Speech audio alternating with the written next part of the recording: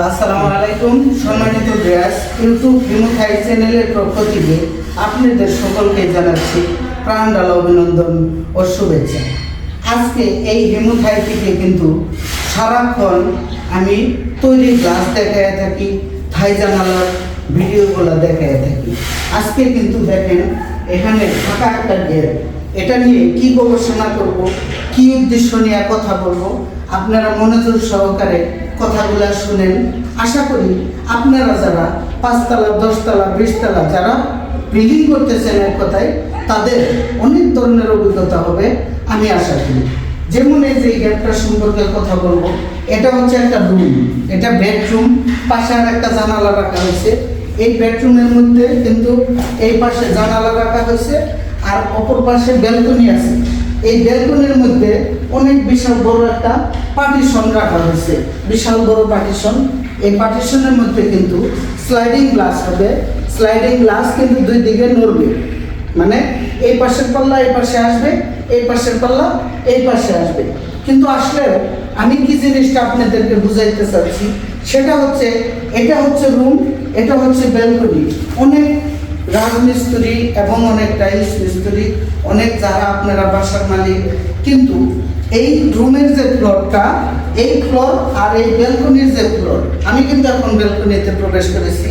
ব্যালকনির floor এবং রুমের floor, দুটা ফ্লোর কিন্তু এক সমান যদি থাকে, সেই ক্ষেত্রে এই যে ব্যালকনির যে গ্রিলটা দেখতে পারতেছেন, যখন মেঘ আসবে, বৃষ্টি পড়বে, তখন কিন্তু এই দিক দিয়ে সীসা আসবে। সীসা যখন আসবে, পানিটা কিন্তু এই ব্যালকনির মধ্যে পড়বে।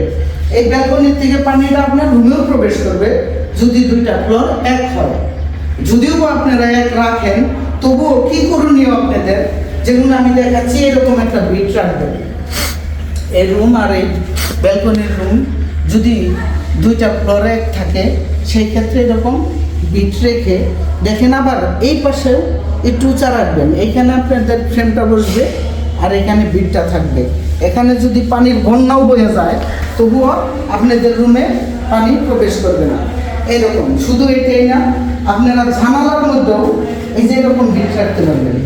দেখেন যে আপনার জানালা হবে, এই পাশে ফ্রেমটা হবে, যেমন ফ্রেমের পিছন পাশ দিয়ে এরকম বিট রাখতে পারবেন। আর সম্মানিত ভিউয়ার্স, আমি এখন কোথায় কাজে এসেছি, কিন্তু সেই বিল্ডিংটা আপনাদেরকে দেখাচ্ছি। শুধু এই ব্যালকনিটাই না, এটা একটা বেডরুম দেখাইলাম, পাশে কিন্তু হচ্ছে আরেকটা বেডরুমে আমি চলে যাচ্ছি। দেখেন এই পাশের যে ব্যালকনিটার একই অবস্থা, আর চারপাশে দেখেন যে এই যে কাটিংগুলো যে লাগাইছে, কত সুন্দর এবং নিখুঁত হয়েছে। আর সম্মানিত ভিউয়ার্স, আমি আরও ধীরে ধীরে দেখাচ্ছি আমি কোথায় কাজে এসেছি। সেই কাজ আপনাদেরকে দেখাবো যে কিভাবে আমি ফ্রেমগুলো তৈরি করেতেছি। আর যে গাড়িটা দিয়ে মালগুলো নিয়ে এসেছি, দেখেন ওই যে আমাদের গাড়িটা ওইখানে রাখা। বিশেষ করে মালগুলো নামিয়ে আমি এদিকে নিয়ে এসেছি। কিভাবে ফ্রেমগুলো তৈরি করিতেছি সেই জিনিসটাও কিন্তু অবশ্যই আপনাদেরকে দেখাচ্ছি, যে ফ্রেমগুলো কিভাবে তৈরি করিতেছি। এটা একটা ডুপ্লেক্স বাড়ি, সেই রকম একটা বাড়ি। দেখেন যে হচ্ছে নিচের তলায় আমাদের যে ফ্রেম তৈরি করার কাজ চলিতেছে এখন। কিন্তু দেখেন একস চুঙ্গা অ্যালুমিনিয়াম সিলভার কালার। আর এই বিল্ডিংয়ে কী কালারের গ্লাস হবে সেটাও পরবর্তী ভিডিওতে আপনারা দেখতে পারবেন।